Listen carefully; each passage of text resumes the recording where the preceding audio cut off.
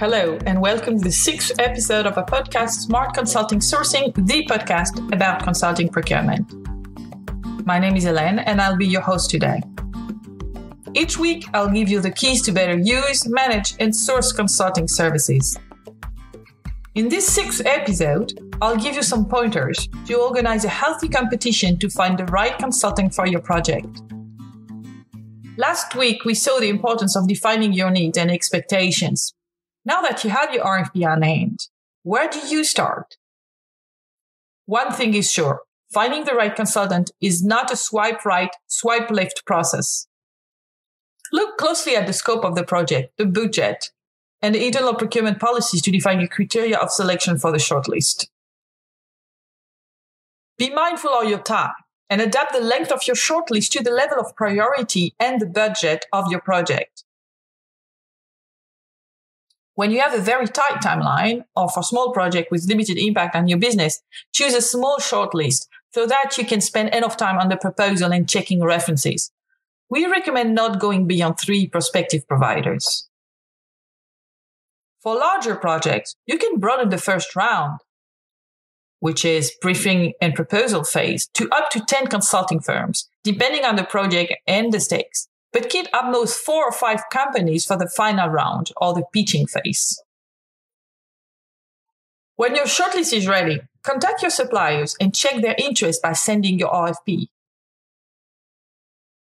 It is important to always protect your confidential information.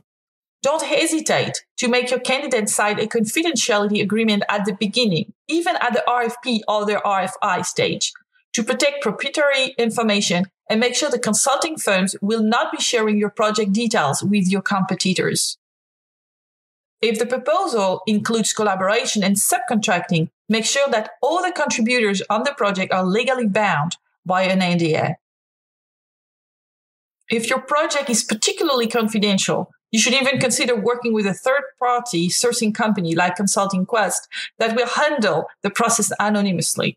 They will keep your company and your project confidential until the shortlist stage.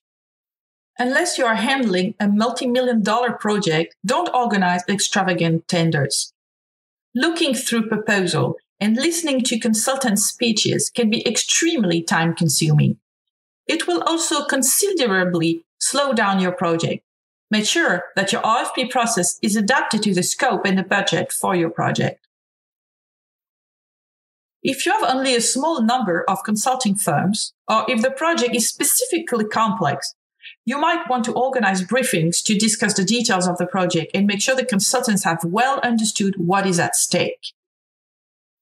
If you have a large number of candidates, a clear RFP, and little time on your hands, you can just send the RFP and assess the written proposals to identify the most promising one for the next step. And that's it for today. Next week, I will explain how to assess the written proposal for a consulting project.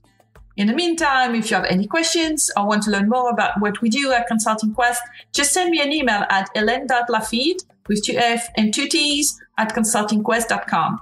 Bye and see you next week. Au revoir.